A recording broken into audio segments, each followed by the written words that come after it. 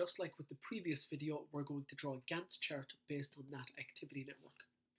Then work out the lower bound using the formula, and what we'll do is also analyze that, or make sure that the lower bound is correct by judging the Gantt chart.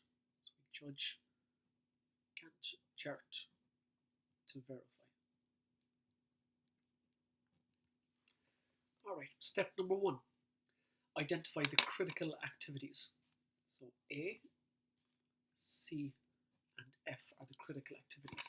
The 3 of those go on a single line, the top line of the Gantt chart. So 0 to 3 is A,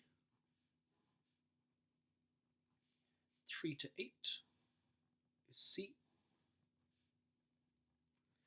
and then F is 4 from 8 to 12.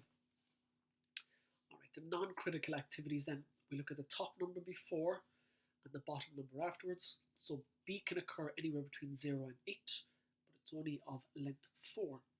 So there's a float involved in that it can start at different times and still be completed within the 8 units. But B is only 4, so I'm just going to draw it there. Again, the float is that value, which is a length of 4. So the float for B is 4. Let's look at E. E can occur between 4 and 12.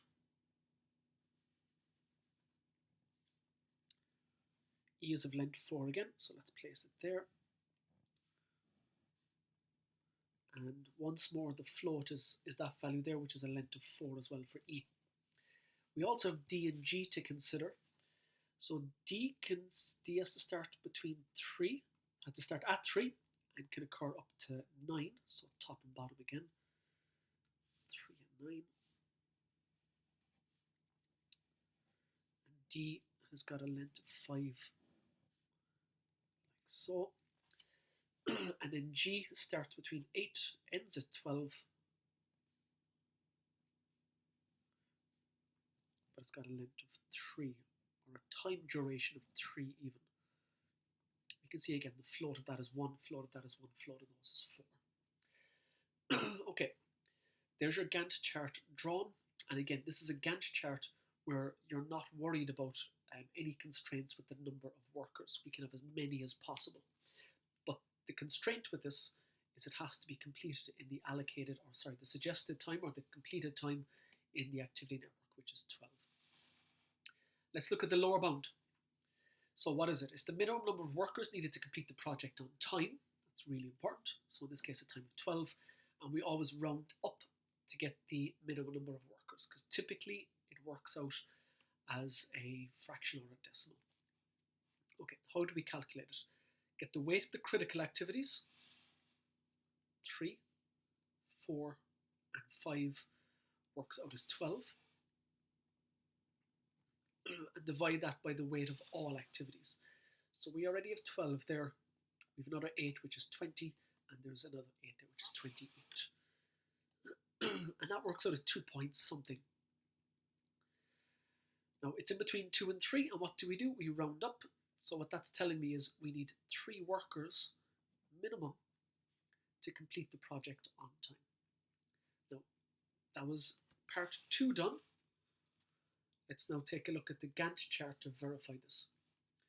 So can we squish these together onto as few of lines as possible?